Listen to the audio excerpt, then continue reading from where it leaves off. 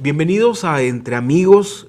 Como en otras ocasiones tenemos a un invitado en especial, a un amigo universitario. Nos visita en un evento académico reciente de esta Autónoma de Ciudad Juárez y aprovechamos la oportunidad para platicar con él de cosas que seguramente resultarán interesantes para usted y para nosotros. Él es Benjamín Ibarra Sevilla, él es un arquitecto egresado del UNAM que obtuvo luego una maestría en conservación del patrimonio en la Universidad de Alcalá de Henares. Actualmente él trabaja en la Universidad de Minnesota y es profesor de la Escuela de Arquitectura. Él se ha especializado en algo que seguramente está en el corazón y en el alma de los mexicanos. Platicaremos más adelante de eso. Él ha traído también a Ciudad Juárez una exposición sobre la cantería mixteca. Platicaremos de todo eso, del trabajo con la piedra, de la elaboración de bóvedas, del pulido de la piedra, los tipos de bóvedas que seguramente usted ha visto. Y vamos a platicar entre amigos de estos temas que son tan comunes para los mexicanos, herederos de una arquitectura interesante, rica y que el maestro Benjamín Ibarra Sevilla conoce muy bien. Benjamín, maestro Ibarra, buenos días, tardes, noches. ¿Cómo ha sido esa estancia aquí en Ciudad Juárez? ¿Qué tal, Raúl? Buenas tardes. Pues muy bien. La verdad es que muy contentos de estar aquí, agradeciendo pues la invitación para estar aquí contigo en el programa y evidentemente de la Universidad Autónoma de Ciudad Juárez, que ha sido pues muy amable conmigo y la invitación para primero pues organizar el evento con la exposición e invitarme a presentar este trabajo para los estudiantes y pues ahora aquí con ustedes muy contento, muy bien, muchas gracias. Qué bueno que estés aquí, bienvenido nuevamente. Tú has trabajado la cantería, que ya nos platicarás exactamente qué es eso. Es algo muy familiar para los mexicanos. Vemos particularmente construcción de tipo religioso, vemos iglesias, vemos conventos con sus bóvedas y uno siempre se pregunta, ¿y cómo hicieron esa bóveda? ¿Cómo hicieron esa cúpula? ¿Qué estructura le pusieron abajo para que no se les cayera? Claro. ¿Qué la sostuvo? Y a veces me decía un estudiante, no, es que le han de poner algún plástico abajo, alguna esfera para que lo sostenga y luego pegan arriba las piedras. Sí. Y creo que no es así, Sí. tú lo conoces perfectamente. Por desgracia, por fortuna, en el norte tenemos una arquitectura distinta, como tú sabes perfectamente. Nuestra arquitectura es más sobria, Sí. mucho más sobria. Nuestra misión de Guadalupe, que seguramente has visto, pues fue inicialmente adobe, fueron vigas de madera y fue cal.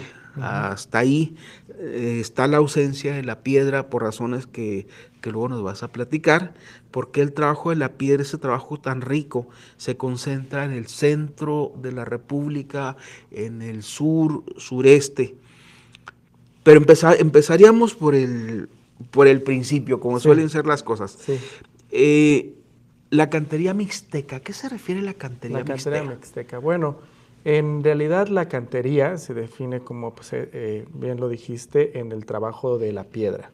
Labrar la piedra, labrar, digamos, las partes de una fuente, ¿no? El vertedero, el contenedor, eso es parte de la cantería.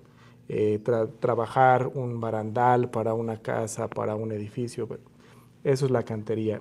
En el contexto de los edificios también la cantería se refiere a todo el trabajo de labrado de piedra, de darle la forma a la piedra para formar elementos estructurales, como son los arcos para las ventanas, en los arcos que mencionas para los techos, que se vuelven bóvedas, las esquinas, las piezas de esquina, las piezas para armar los muros, etcétera. Todo esto tiene que ver con la cantería, el trabajo de la piedra. Y mixteca, ¿por qué mixteca? Porque mi trabajo, mi estudio, mi investigación se centra en la zona del sur poniente de México llamada la Mixteca, en específico la Mixteca Alta, que es una región que comparten el norte de Oaxaca, el sur de Puebla y el oriente de Guerrero. Esta región es muy vasta y es donde se originó y donde se desarrolló la cultura mixteca. Los mixtecos vivieron ahí.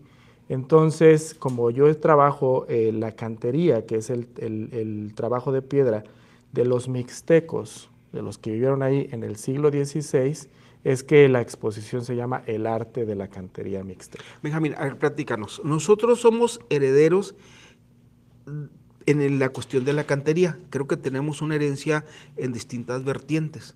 La piedra ya se trabajaba antes de la conquista. Sí, Y se trabaja también en el otro continente. sí. ¿Y qué heredamos? ¿Cómo se funde? Esa es una pregunta. Es precisamente esta exposición, el libro y también tengo un sitio web, tratan de mostrar que había una gran tradición de trabajadores que utilizaban la piedra, sobre todo en arquitectura monumental. En el caso de la región donde yo he estado estudiando, que he estado trabajando, en Oaxaca está la ciudad, por ejemplo, de Mitla, que está muy reconocida por un trabajo tan delicado que se hizo. Hay piedras muy pequeñitas, 2-3 centímetros, todas labradas prácticamente a mano y además sin herramientas como el hierro, los martillos, los marros, los cinceles, etcétera, ¿no? Sino con otras piedras más duras. Entonces había realmente una disciplina por el trabajo de piedra, ¿no? Por otro lado, los maestros que llegan de Europa con los españoles, que les encargan estos grandes edificios, grandes ambiciosos conventos, monasterios, etcétera, pues traen una educación de muchos siglos también, ¿no? Hay que contextualizar esto. En aquel entonces, pues no había cemento, no había varilla. Se conocía el ladrillo, evidentemente, sobre todo en Europa, pero los elementos fundamentales para la construcción pues, se obtienen de la naturaleza, entonces son la piedra, la madera y la tierra, ¿no? Lo que también es el adobe. Entonces, bueno, esta fusión es precisamente lo que muestra este trabajo. Cómo es que estos maestros que traían una escuela muy sofisticada llegan a esta zona del mundo, a las Américas, a México, y se encuentran con unas misiones, digamos, muy ambiciosas de elaborar, desarrollar, construir estos grandes edificios, y entonces empiezan a buscar quién puede, ¿no? Quién tiene la mano de obra, quién puede ofrecer la tecnología para poder llevar a cabo estos edificios. Entonces es que ahí es donde entra la mano de obra indígena, donde ellos hizo esa experiencia, ¿no? Una pregunta que siempre nos hacemos quienes visitamos ruinas, Sí, vestigios de sí, construcciones prehispánicas. ¿Cómo transportaban esas piedras? sí, ¿Cómo las movían? Porque seguramente ahí esa herencia tiene que ver con lo que emprenden después. claro, Construcciones también monumentales. sí, Tan monumental puede ser una catedral como una pirámide. claro, claro. ¿Cómo movían eso? Es una buena pregunta porque hay todavía un debate entre los antropólogos, arqueólogos, si es que se conocía la rueda, ¿no? La rueda, si es que se hacían carros para poder transportar cosas en el mundo prehispánico. Hay una gran parte de académicos que dicen que no, ¿no? Que no hay evidencia de que se use no hay ninguna evidencia visual. Pero por otro lado hay otros que han encontrado juguetitos, elementos más pequeños que ya incluyen la rueda. Entonces dicen, no, mira, sí se usaba la rueda. Digo, parece ser que prácticamente obvio, ¿no? Que digas, bueno, pues la rueda, ellos lo utilizaban mucho para elementos decorativos, el círculo tenía su significado. Entonces era evidente de que se podía haber utilizado como tal. Lo que se entiende es que utilizaban algunos, para transportar las grandes piedras, por ejemplo, en Mitla, que son unos dinteles, unas piezas que forman las puertas de prácticamente 70, 80 centímetros de ancho por 45 de alto, por 3 metros de largo. Son de peces de 3, 4 toneladas. Se ponían unos rodillos, unos morillos, es decir, unas piezas de madera relativamente circulares, y las iban arrastrando, ¿no? Entonces arrastraban un poquito, sacaban la madera, la metían debajo y luego arrastraban otro poquito, sacaban y empujando y jalando y pues así, poco a poco, ¿no? Hay que tener en cuenta que en el entonces, bueno, pues seguramente tenían tiempos de entrega o tiempos para completar las obras, pero digamos todo se extendía mucho más, ¿no? Y era así como lo transportaban. La pregunta también es cómo las subían, ¿no? Cómo Sí. las llevaban hasta arriba. Entonces hay varias teorías, se habla, bueno, pues de alguna especie como de malacates, elementos que pudieran subir las piedras, una muy lógica puede ser utilizar rampas, ¿no? Rampas muy tendidas, muy largas, que con estos morillos y empujando, pues pudieran llevar las piedras hasta una altura donde tenían que colocarse. Evidentemente estas piedras más grandes, las más pequeñas, pues bueno, pues es 3, 4 personas y cargando, ¿no?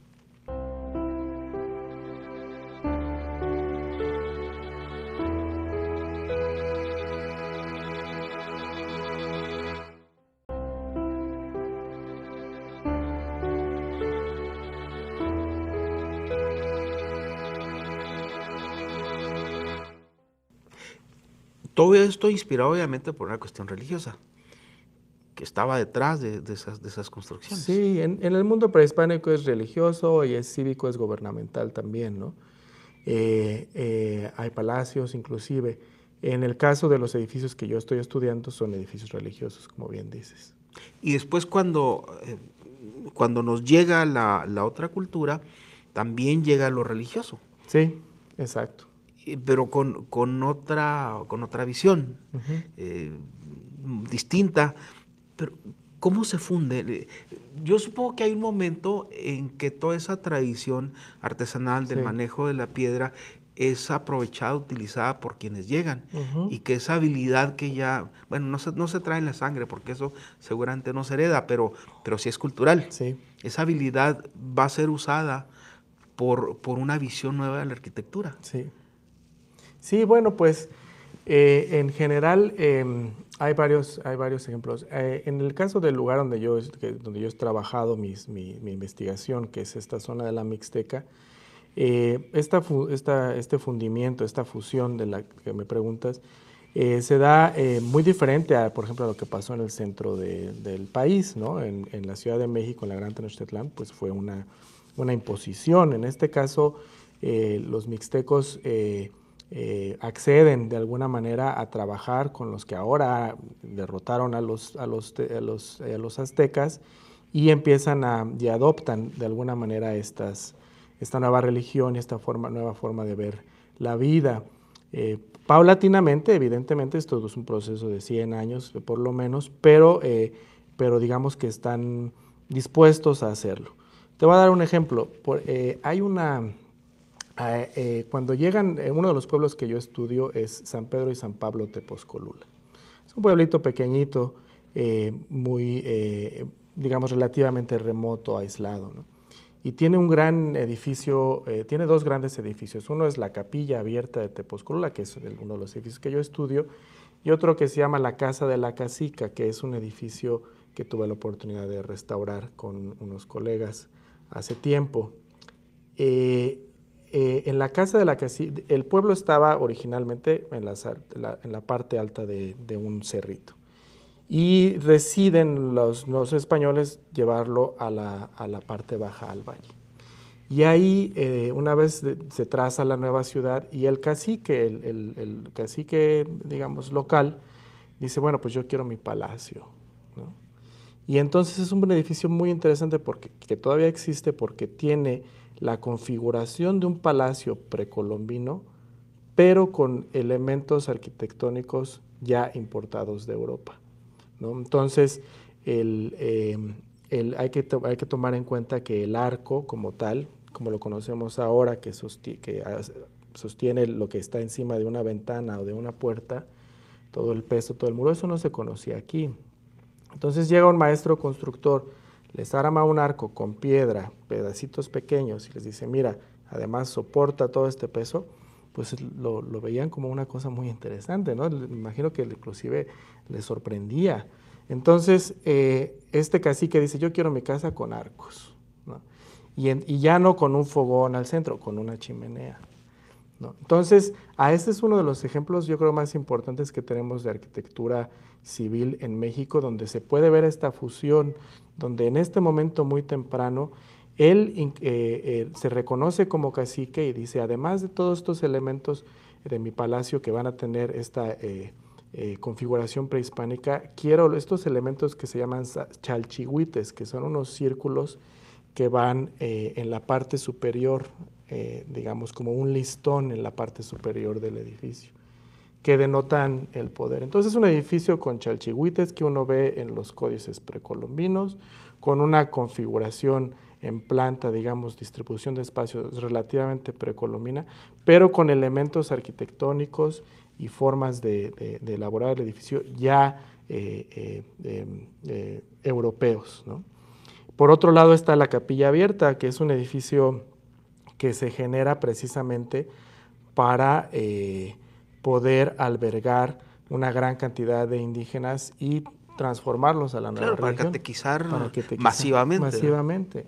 Entonces es muy interesante porque las capillas abiertas no se conocían, o sea, nadie había hecho una capilla abierta antes. Porque no hacía falta allá. Porque no hacía falta allá. Entonces llegan aquí y dicen, bueno, tenemos toda esta gente que por un lado siempre han tenido sus rituales religiosos al cielo abierto, ¿no? A ellos les interesaba pues cómo se movía el sol, Venus, Marte, la luna, etcétera. Esto era lo que les interesaba, ¿no? Y siempre estar expuestos a estos elementos. Y por otro lado, pues bueno, eran una gran cantidad de personas, las iglesias se tardaban su tiempo en construirlas, entonces decían, pues vamos a utilizar una estructura que es la capilla abierta, que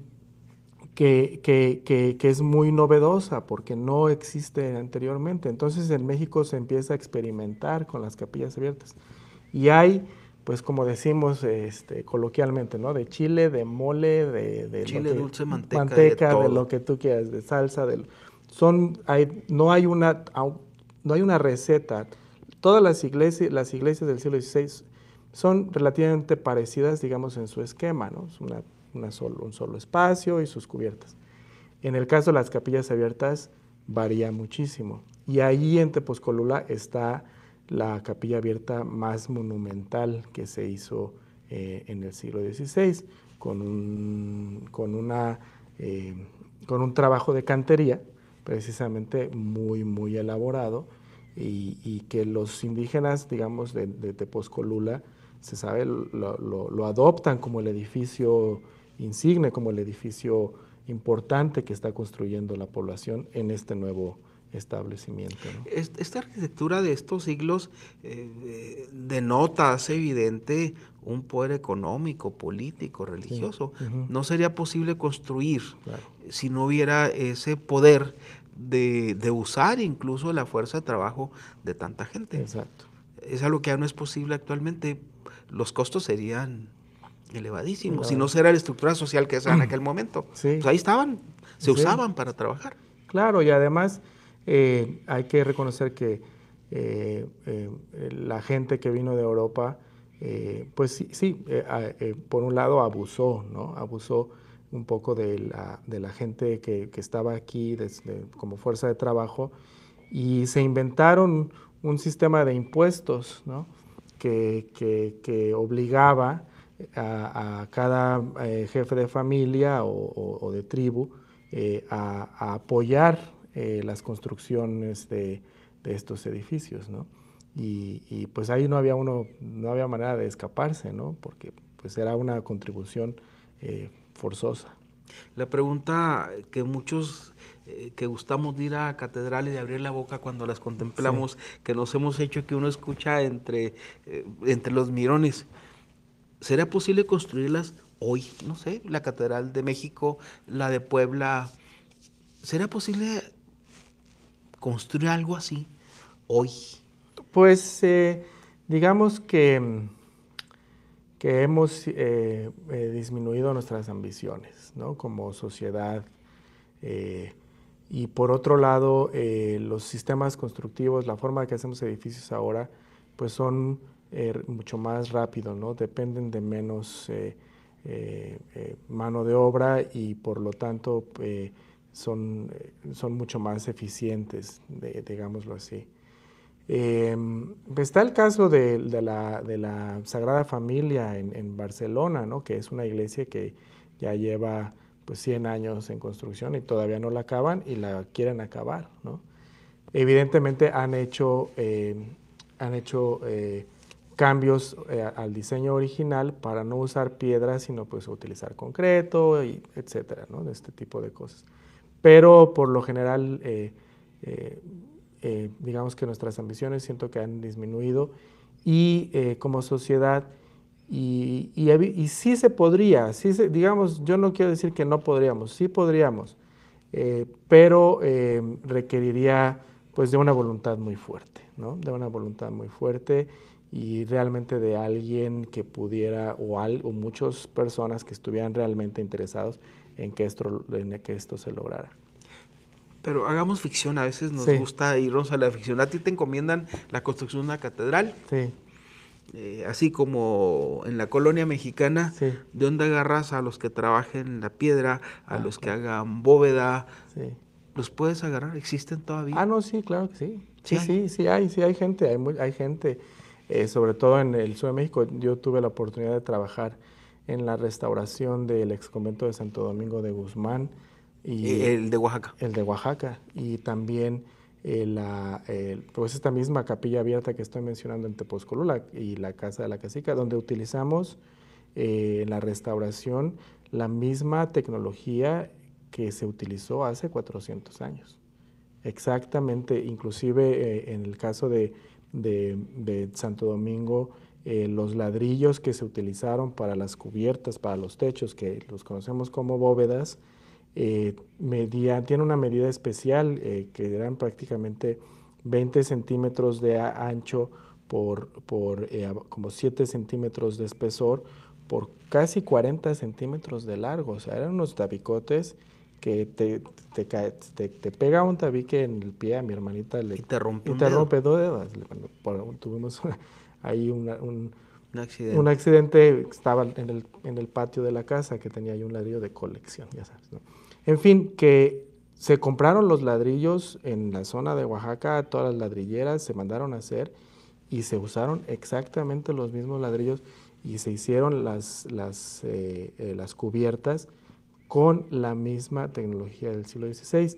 La capilla abierta de Tepozcolula la restauramos utilizando mano de obra local de la población de Etla, Magdalena Etla, donde hay muchos canteros que se dedican a la cantería, y pudimos reconstruir parte de la bóveda utilizando martillo, marro, cincel y haciendo labrando cada una de las piezas para poder reconstruir el edificio. En este caso, estas restauraciones han, se han hecho una parte del edificio, hay que aclarar, ¿no? Es una parte nada más. Volver a hacer todo, pues llevaría mucho más tiempo, mucho más esfuerzo.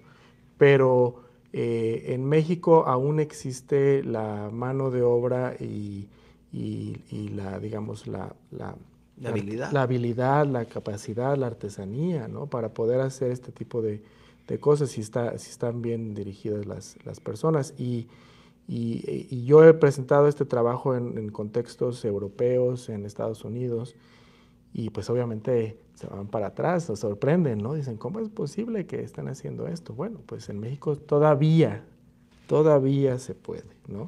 Y ese oficio se aprende de padres a De padres hijos. a hijos, exactamente.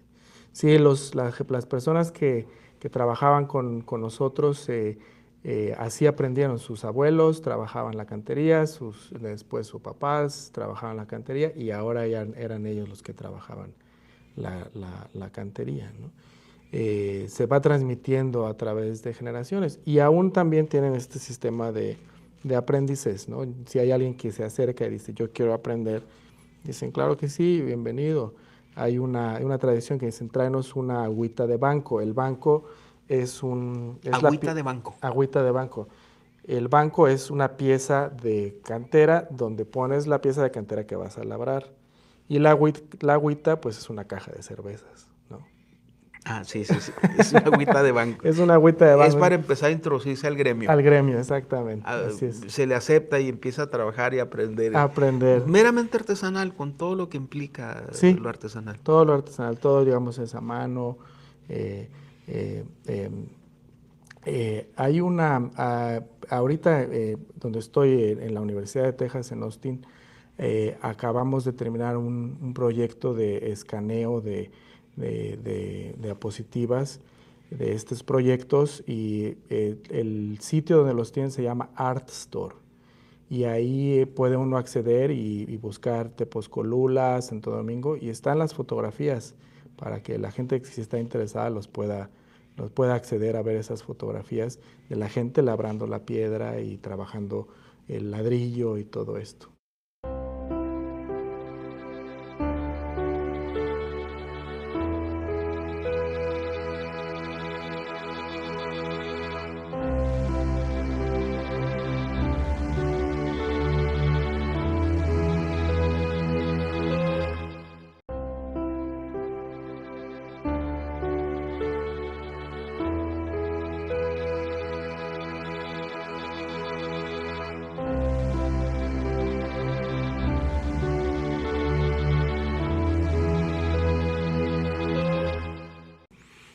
Así como en la colonia mexicana, Sí, ¿de dónde agarras a los que trabajen la piedra, a los que claro, hagan bóveda? sí. ¿Los puedes agarrar? ¿Existen todavía? No, sí, claro que sí. Sí hay. Sí hay gente, hay gente, sobre todo en el sur de México. Yo tuve la oportunidad de trabajar en la restauración del ex convento de Santo Domingo de Guzmán y El de Oaxaca. el de Oaxaca, y también pues esta misma capilla abierta que estoy mencionando en Tepozcolula y la Casa de la Casica, donde utilizamos en la restauración la misma tecnología que se utilizó hace 400 años. Exactamente, inclusive en el caso de Santo Domingo, los ladrillos que se utilizaron para las cubiertas, para los techos, que los conocemos como bóvedas, tiene una medida especial que eran prácticamente 20 centímetros de ancho por como 7 centímetros de espesor, por casi 40 centímetros de largo. O sea, eran unos tabicotes que te pega un tabique en el pie. A mi hermanita Y te rompe y un te dedo. rompe dos dedos. Bueno, tuvimos ahí Un un accidente. accidente. Estaba en el patio de la casa, que tenía ahí un ladrillo de colección, ya sabes, ¿no? En fin, que se compraron los ladrillos en la zona de Oaxaca, todas las ladrilleras se mandaron a hacer y se usaron exactamente los mismos ladrillos y se hicieron las cubiertas con la misma tecnología del siglo XVI. La capilla abierta de Tepozcolula la restauramos utilizando mano de obra local de la población de Etla, Magdalena Etla, donde hay muchos canteros que se dedican a la cantería, y pudimos reconstruir parte de la bóveda utilizando martillo, marro, cincel y haciendo labrando cada una de las piezas para poder reconstruir el edificio. En este caso, estas restauraciones han, se han hecho una parte del edificio, hay que aclarar, ¿no? Es una parte nada más. Volver a hacer todo, pues llevaría mucho más tiempo, mucho más esfuerzo. Pero en México aún existe la mano de obra y digamos, La habilidad. la habilidad, la capacidad, la artesanía, ¿no? Para poder hacer este tipo de cosas si están bien dirigidas las personas. Y yo he presentado este trabajo en contextos europeos, en Estados Unidos, y pues obviamente se van para atrás, se sorprenden, ¿no? Dicen, ¿cómo es posible que estén haciendo esto? Bueno, pues en México todavía se puede, ¿no?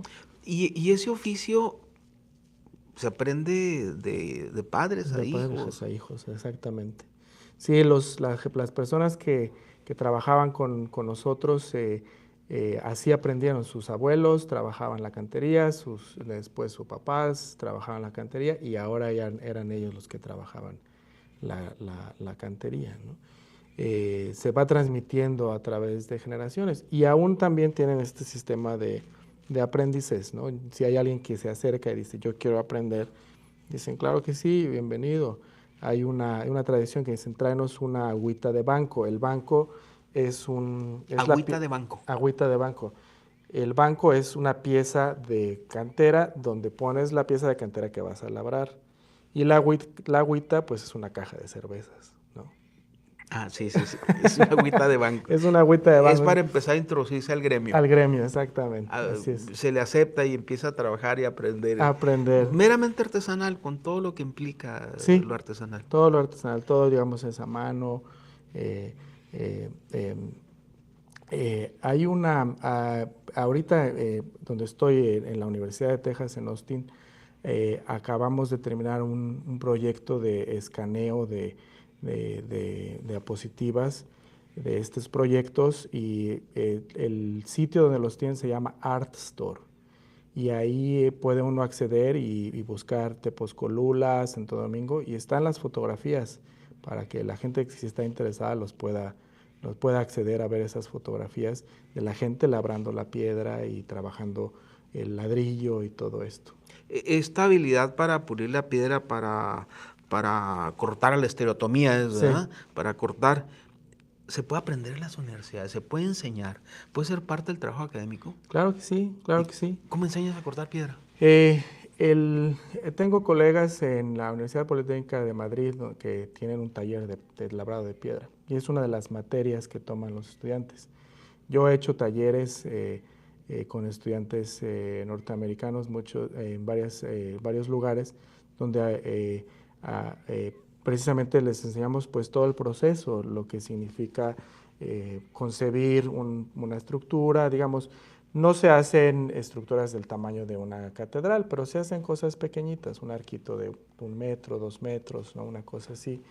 Y entonces les enseña cuál es el proceso. Entonces hay que hacer unas plantillas. Primero hay que hacer la plantilla, hay que dibujarlo, hacer unas plantillas, después elaborar por lo general utilizamos piedras que ya vienen relativamente regulares, entonces se puede dibujar la plantilla dentro de la piedra o al exterior de la piedra y después empezar a labrar, a cortar, a lijar y poco a poco. Yo tuve una experiencia muy bonita trabajando con un material muy suave, que toda esta piedra de la que hablamos es cantera, ¿no? Lo que se llama cantera, que es una calcárea.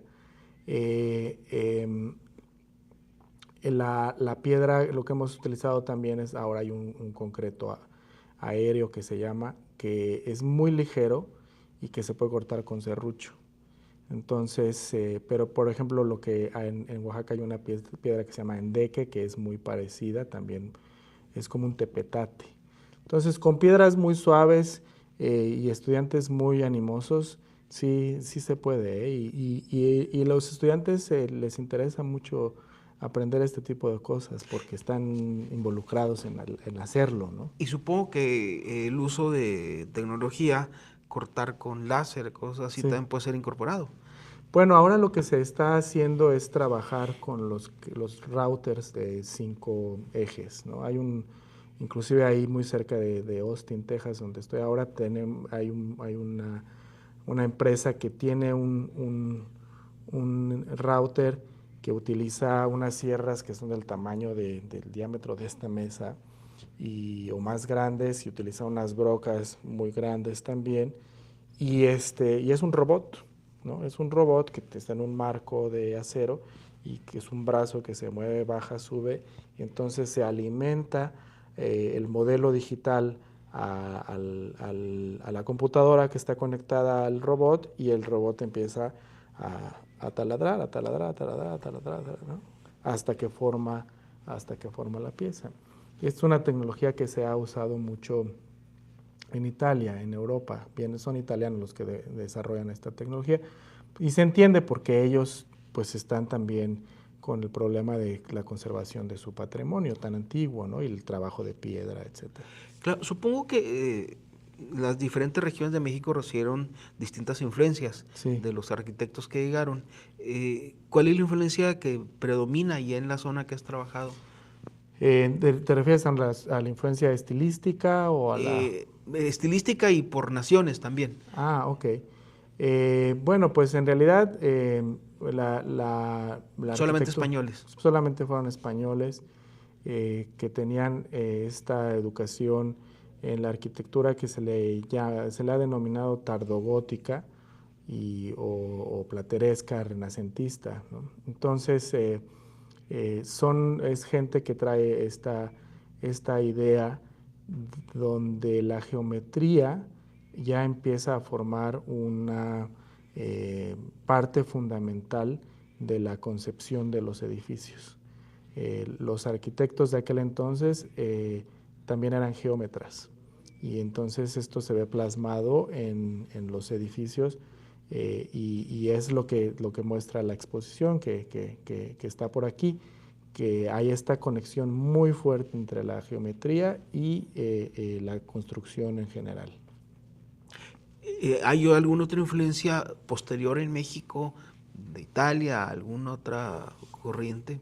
Pues en realidad, digamos, para este periodo que es los inicios de la colonia, este momento de fusión, como tú muy bien lo describiste, es fundamentalmente española. Hay españoles que estudiaron en Italia, hay evidentemente españoles que tienen toda esta influencia del mundo árabe, ¿no? Porque hasta 1521 parte de España era árabe, ¿no? Entonces hay muchos árabes que todavía viven ahí, que vivieron ahí en ese entonces, y hay una fusión en aquella parte del mundo entre árabes y europeos. Entonces, esa mezcla de estas dos, por eso la geometría, es algo que se viene a México.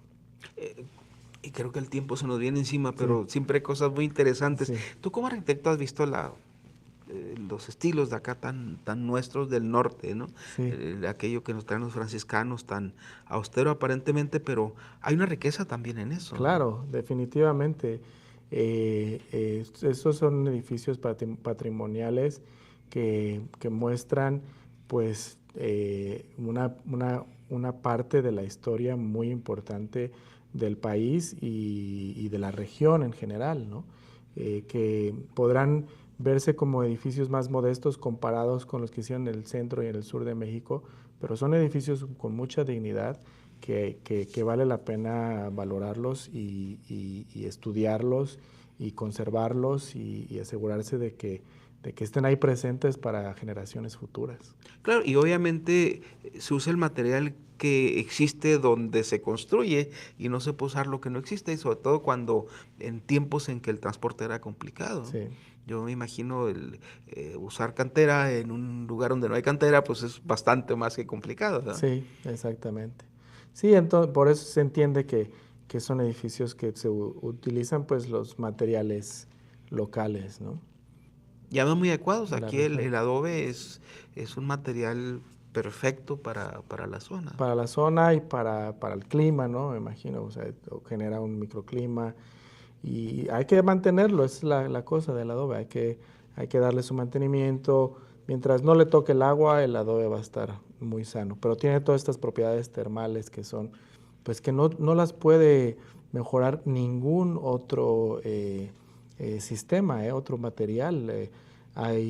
Como se sabe, hay muchos materiales aislantes que se han estado utilizando en construcciones más contemporáneas, pero en realidad la masa térmica que ofrece el adobe es inigualable y es por eso que mucha gente está regresando a la técnica del adobe y de la tierra compactada para hacer pues las paredes de sus casas porque se dan cuenta que les genera un ahorro significativo de energía ahora, ¿no? Claro.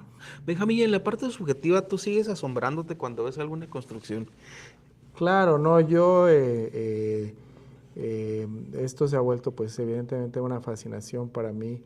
Eh, eh, Me acuerdo una vez que estaba yo viajando por Nueva York y mi esposa me dice, ya no más bóvedas, ya no más, por favor, Te la ya. pasabas viendo bóvedas. Sí, ya no, porque hay un constructor español que se fue a Nueva York que hizo muchas cosas por allá. Y me le digo, bueno, te prometo que ya no, ¿qué quieres hacer? Dice, vamos al puente de Brooklyn. Le digo, vamos, pues tomamos el metro y saliendo había unas bóvedas ahí. Mi esposa, pues, ella dijo, me habías dicho que ya no, pues dame 5 minutos más para sacar otras fotografías. Sí, yo me sorprendo mucho, me siento, me pongo a dibujarlas, a tratar de entender un poco cómo es su diseño. Y se ha vuelto pues una forma pues, de explorar ciudades, de explorar edificios, de seguir La sorprendiéndose bóveda es siempre. universal. La bóveda se volvió universal, sí. Digamos que a partir del siglo XVI, siglo XVII se volvió universal. Lo podemos ver prácticamente en todos los continentes.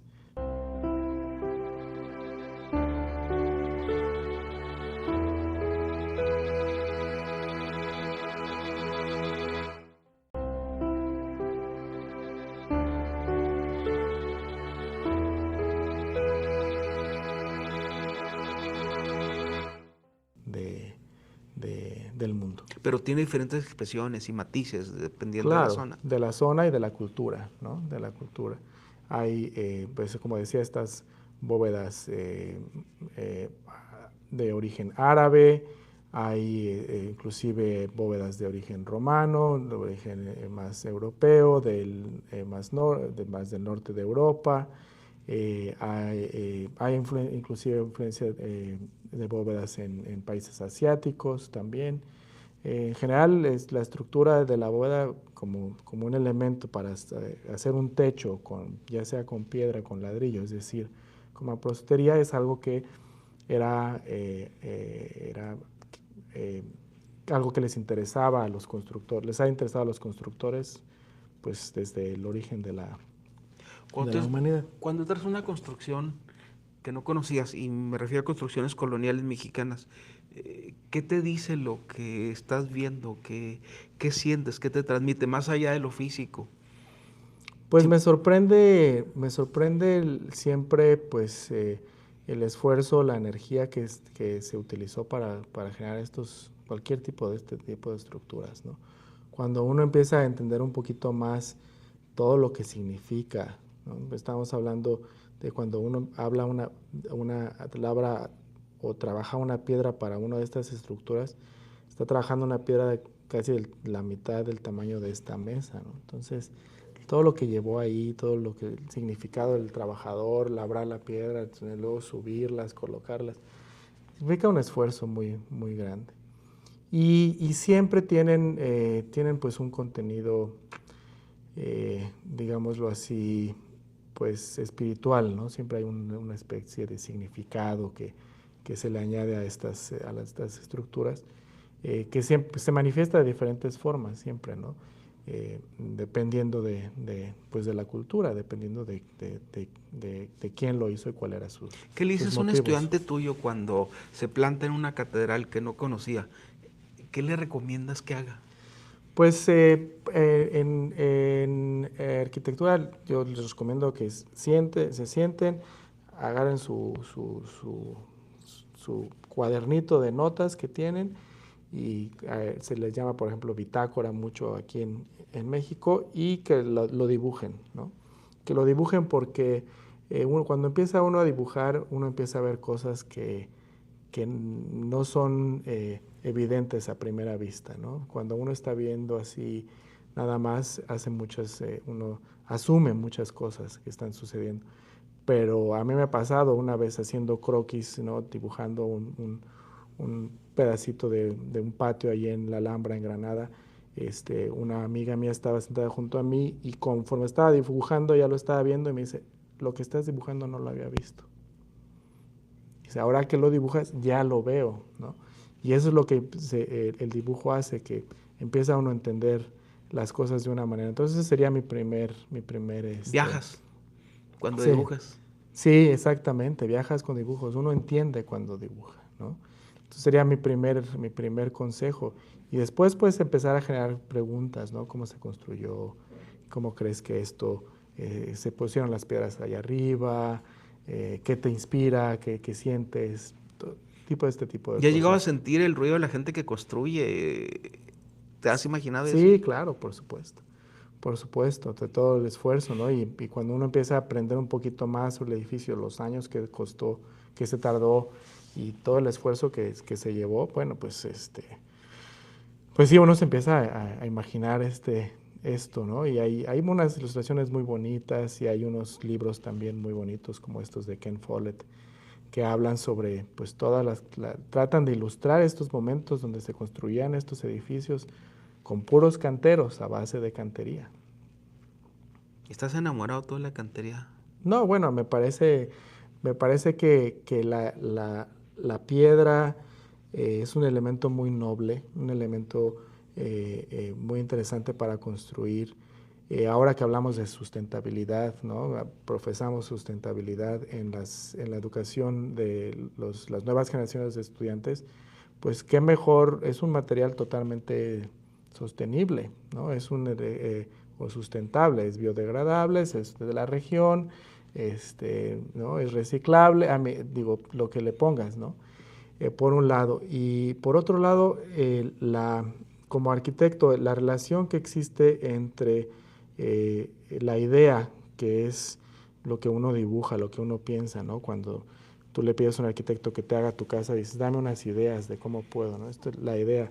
Y la materialización van muy de la mano. Y una de las funciones que tienen los arquitectos, o nosotros los que educamos arquitectos, es entrenar el cerebro para que esta idea que uno dibuja en un papel tenga una calidad espacial, es decir, la esté uno visualizando en 3 dimensiones. Y la piedra es lo que de alguna manera genera automáticamente, ¿no? ¿Te has trabajado alguna piedra? Sí, trabajamos piedras, digo, cuando estábamos restaurando, en mis ratos libres tuve que llevar mi agüita de banco como buen aprendiz, y llegué con mi agüita de banco y me pusieron ahí mi banco y una piedra y empecé a lavar una piedra plana, ¿no? No, nada complejo, ni una esquina, ni una cornisa, no, una piedrita para ponerla en la pared.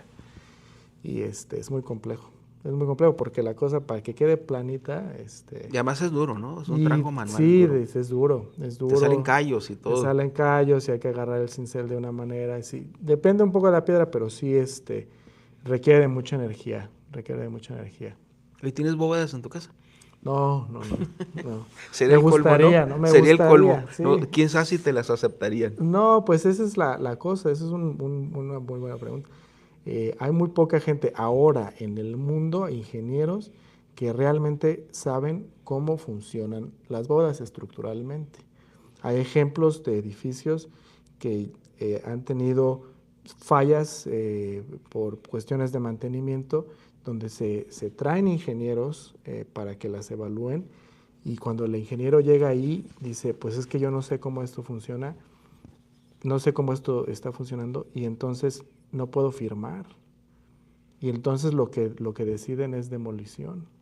Entonces hay un grupo de ingenieros que ahora está tratando de entender, ahora, siglo XXI, con computadoras a nivel internacional, en el MIT, en el ETH de Zúrich, en Cambridge y varias universidades, donde están aprendiendo, tratando de elaborar las fórmulas matemáticas que puedan definir el trabajo de las bóvedas para que cuando lleguen a este tipo de situaciones, ellos puedan firmar y decir, no se va a caer. Las bóvedas se hacían inicialmente sin fórmula matemática, Sin ¿verdad? fórmulas, no, claro, no. Es todo empírico. Pero ahora, si quiere uno hacer una bóveda, tienes que meterla a permiso, ¿no? Y entonces cuando la metes a permiso, tiene que llevar la firma de un ingeniero que lleva toda la responsabilidad, o de un arquitecto, digamos. Entonces, todavía no se sienten seguros. Es muy interesante, que es los arcos, cuando hablamos de bóveda estamos hablando de arcos, ¿no? Estas estructuras que se utilizaron desde el principio, bueno, desde hace 2000 años, ¿no? Desde los romanos, desde los egipcios, eh, se han utilizado por todo este tiempo, no, aún ahora con toda la tecnología que tenemos, se está tratando de explicar realmente cuál es la fórmula matemática que define la ecuación matemática que define el trabajo estructural de las bóvedas para poder introducirlas dentro de un reglamento de construcción y que te las aprueben, ¿no? Una buena enseñanza, funcionaban, pero no sabíamos cómo. Claro, exactamente. Con muchas cosas nos han funcionado en la humanidad. Sí, hay muchos edificios que si ahora los analizamos no pasan reglamento, ¿no? No van a pasar reglamento, pero llevan ahí 300 años, 400 años. Interesante. Sí. Bueno, últimamente han proliferado, ya no tanto, las cúpulas en las construcciones de cierto sector de la productividad nacional, ¿verdad? Que se volvieron moda. Se volvieron moda, claro. Toda casa que se preciaba ser casa de esas tenía una cupulita. Tiene una cúpula, una bóveda, claro, un trabajo de ladrillo muy bonito por lo general. No tanto en piedra, pero en ladrillo. Y sí, hay gente, hay bovederos y esto, ¿no? Que trabajan estas estructuras y las trabajan muy bien, como el arquitecto Ramírez Ponce en la Universidad Nacional Autónoma de México, que es una autoridad a nivel internacional del trabajo de ladrillo y bóvedas recargadas que les llaman. Benjamín Ibarra Sevilla, arquitecto, Sí. Fue un placer haber estado contigo, pues haber platicado aquí entre amigos. Nos da gusto siempre recibir a gente como tú con cosas interesantes que decir, no solamente a los universitarios, sino a toda la gente que nos escucha, para hacer más aterrizado, más digerible este trabajo académico, y que a veces dice, bueno, él trabaja la cantería mixteca, ya nos dijiste qué es, ya nos hablaste de las bóvedas, ya podremos entender más ampliamente cuando vemos una bóveda lo que significa. Eso que dices al último de que la justificación matemática, geométrica, a veces todavía no existe, pero ahí están las bóvedas y funcionaron. Exactamente, sí, es fascinante. Pues muchas gracias por la invitación. No, gracias a ti, esperamos que vuelvas pronto a la UACJ. No, pues yo encantado, esperamos que sí. Yo espero que en un futuro cercano podamos generar nexos mucho más formales y poder estar viniendo y gente que pueda ir visitarnos a Austin, Texas, lo más... y cuando regreses a la UACJ, vente aquí a este programa Entre Amigos, siempre serás muy bien recibido. Muchas gracias. Muchas gracias, Benjamín. Sí. Gracias por tu visita y pásenla a todos ustedes muy bien. Esto fue Entre Amigos y nos vemos en la próxima emisión de este programa de UACJ TV.